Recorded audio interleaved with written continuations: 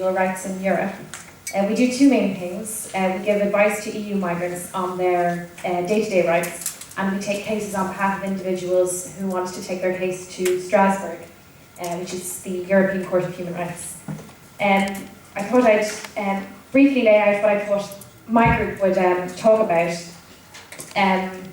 There's sort of a dichotomy that I see when we talk about rights, because on the one hand, the EU is full of them. There's loads of rights everywhere. They're in all sorts of treaties and laws and conventions. And on the other hand, people, migrants very often, come here and have awful difficulties actually implementing them or accessing them, and certainly even further difficulties challenging them when they are refused. And the Commission caught on to this when it launched its first Citizens Report in 2010, and it laid down 25 actions that it plans to focus on in trying to improve implementation of EU law. And that was followed up in 2012 by a public consultation, which I'm sure many people in this room contributed to, certainly the Air Centre did. And so when I talk about rights, what I'm hoping to parse is the difficulties that are experienced on a day-to-day basis by EU citizens, particularly in the UK. And what I'm specifically talking about is, for example, access to residence documents, access to identity documents, having one's civil status documents recognised, access to social assistance, protection from onerous immigration checks and illegal detention and removal, and finally the ability to find a job without discrimination or exploitation. So I'm hoping that we can discuss those ideas in this group anyway.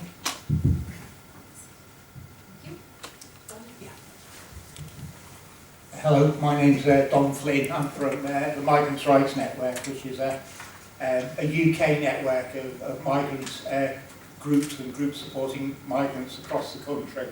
And we also are very much part of a European-wide networks as well, the European Network Against Racism, a platform for international cooperation on undocumented migrants. So I think the context in which we're used to discussing immigration issues very much relates to the wider Europe. A lot of the things I think are going to be overlapping with Table 1. I think probably the difference on this table is that we're intending to go directly to the political implications of the current debate on migration, which anybody who's followed any elements of the Queen's speech today might see what these very obviously are. A clear sense that migrants are being scapegoated for the extent of the crisis across Europe at the moment. And the storm centre of this does seem to be the position of European community, national migrants in particular.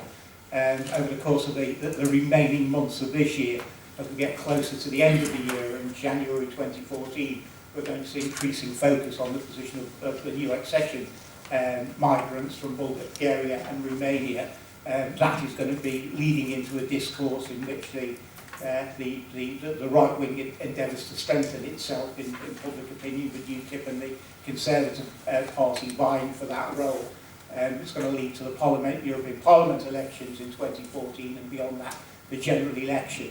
So actually try to get a grip on what migration means for Europe and what it means for the UK, and how do we change the discourse, what facts, what evidence, what data is available to us that is likely to prove persuasive and mobilise a powerful current of opinion that's capable of reversing the tide.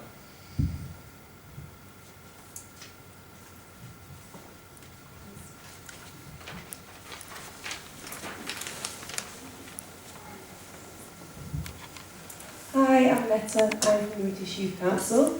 The British Youth Council is the national youth council for the UK, and what we're a youth-led charity which campaigns on youth issues, and we run the UK Youth Parliament as well. And what my role is within the British Youth Council is particularly I'm focused on Europe. So I manage a European process called Structured Dialogue, which is set for every EU country has to deliver it, which is a process to consult young people on issues affecting them, and then to work with decision makers and other young people to implement recommendations to change EU youth policy. Whether it works or not is another issue, whether it's tokenistic, I don't know, I haven't seen any change yet. So that's can be quite frustrating. But my table is about what do we want from Europe. So the blurb here has like two sort of themes. So it mentions that it's been nearly 70 years since the end of the Second World War, and can we have a new shared vision for Europe under the current circumstances? And it also mentions that there's a real divide about the EU for between young people and between age 18 to 34 and between the older generation. In a recent survey, 67% of young people were in favour of the UK staying in the EU, compared to 33 to 40 to 59-year-olds and 38 60 plus. So I'll be looking more at how can the future of the EU is for young people, so how can we get, what do young people want from the EU, and what is the reason for this divide in opinion?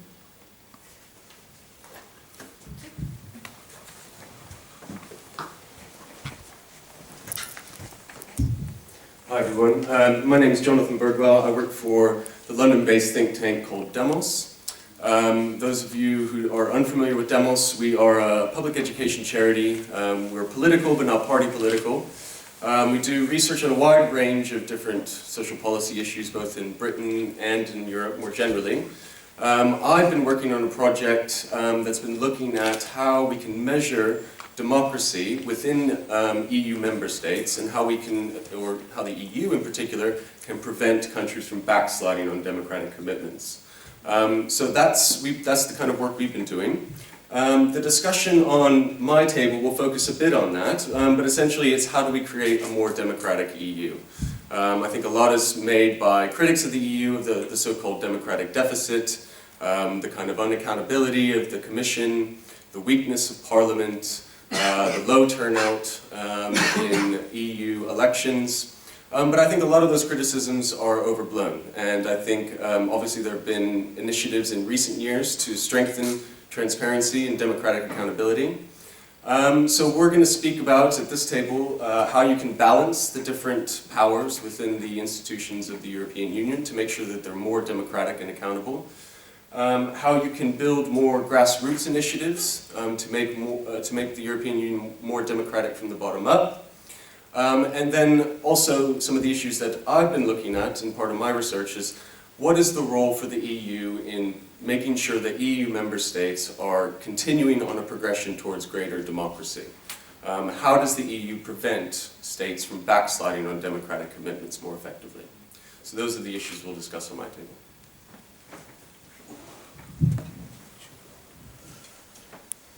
Hi, my name is Darren Hughes. I'm here with my colleague Chris Terry. We're from the Electoral Reform Society, which is the oldest democracy organisation in Britain. We've been going since 1884, so success is just around the corner. And what we're looking at our table here follows on very much from Table 4. A lot of crossover there about the current powers that the European Parliament has, and what accountability flows back to citizens from those powers, but also looking to see are enough relevant powers available for the European Parliament as well in order to deliver for citizens for the things that they are looking for.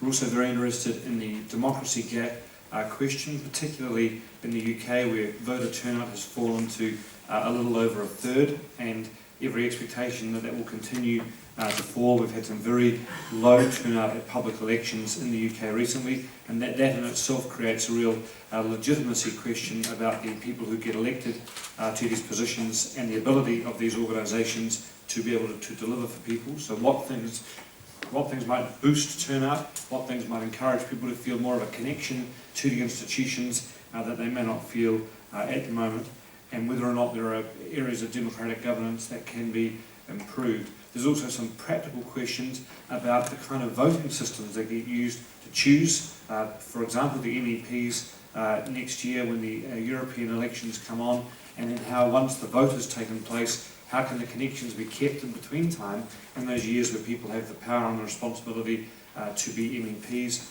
and then also, for good measure, if there's time, talking about the practicalities of how parties select candidates for voters in the UK to choose from, and all the questions that come out of that. So plenty of democracy stuff going on down this end of the room, if you're keen on that. Thank you.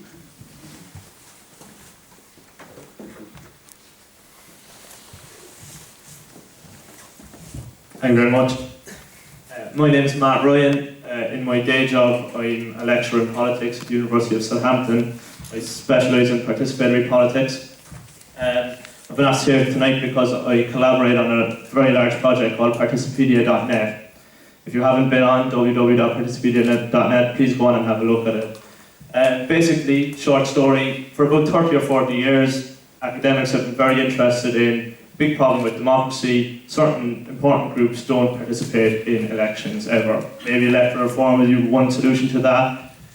But for example, we've heard about some of them. Migrants generally don't participate as much as others. Women, young people don't participate. What have we done about it? Well, for a long time, academics sat there and talked about it and told their students to read what they said. Recently, thanks to a couple of academics at Harvard, UBC and Southampton and elsewhere, we set up a website, and when we realised that there was actually a lot of innovative democratic processes going on throughout the world, what we wanted to do was set up a wiki platform where people could upload details of those processes so practitioners could learn from one another and academics could then assess them to see which ones are more successful. So, for example, things like participatory budgeting, mini-public, citizens' juries, consensus conferences. If you want to talk about how we can get those people that aren't in the room tonight, aren't usually participating in European politics, to participate and make it more democratic, that's kind of what we're going to be talking about here, hopefully.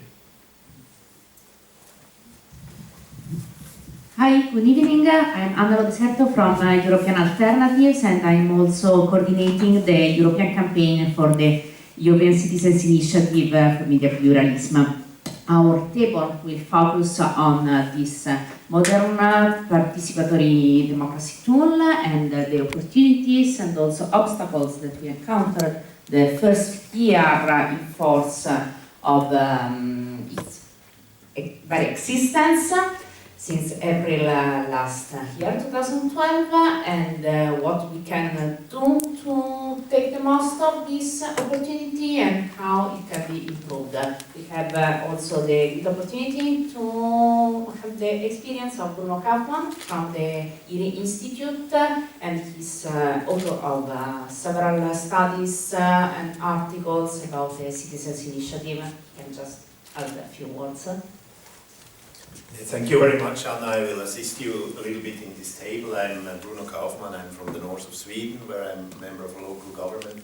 But I was also part of a small group called Utopia 22 years ago, which basically formulated first time the idea of the European Citizen Initiative. And at that time it was basically pure science fiction, and now we are discussing it and we are seeing how 14 initiatives are dealing with it. And basically it's about, like, you have a toolbox and you have a hammer or a screwdriver and you don't know to use it, or you don't even have a good one, you cannot use it. And what we are discussing today is how can these instruments, these tools be improved, how can we use it better, and also in a way this European Citizen Initiative is in a way everything we dreamed about for so many years, because it's more direct than what we had, it's more transnational, and it's also more digital using. So in a way it's a fascinating thing, but we are still in the very beginning of this process.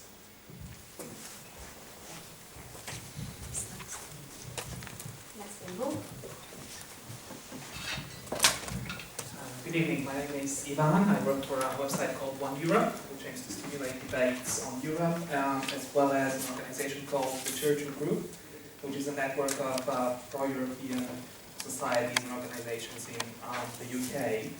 I'd like to say there's some very exciting tables here this evening. I'm very honored to be invited and have my own table amongst some very established civil society actors. What I would like to focus on is how we can mobilize the European citizens to become part of the civil society. So obviously the EU has a democratic deficit. However, when it does address it and when it does provide us opportunities to become politically active, very few people actually do it. So we do have now, finally, thank God, the ECIs, but actually most of them have very few signatures. For example, for that 2020, the first ECI established exactly 1 year ago has only 60,000 signatures at the moment, even though it has a quite heavy campaigning and many activists working for it. Another example is the European Parliament elections, who have a very low turnout. In Croatia, a couple of weeks ago, only 20% of the people came to the polls to vote. And this is a nation which at the moment is very pro-European. They had a referendum where they overwhelmingly voted to be in the EU, but nevertheless only 20% of them actually went to the polls. In the UK it's quite similar. The turnout has been falling at every next elections, and the last one was about 43%. So what I would like to focus on is how we can kind of burst the Brussels bubble and this kind of small community of Europhiles and politically involved people, and get more people to go to the elections, to become involved with ECIs and with any other opportunities that there are to become involved with the EU. Because the problem is, we are pressuring the EU to, and there's quite a lot of momentum building to pressure the EU to become more democratic, but it is also important for the citizens to be involved and to go to the elections and to become involved with the ECIs so we can justify their existence on them, so we can actually change and improve the European Union. Thank you. So thanks to all the moderators for being there as well and moderating all these very interesting tables. I will now invite you to choose the table you want to attend. There should be a maximum of 7 people per table.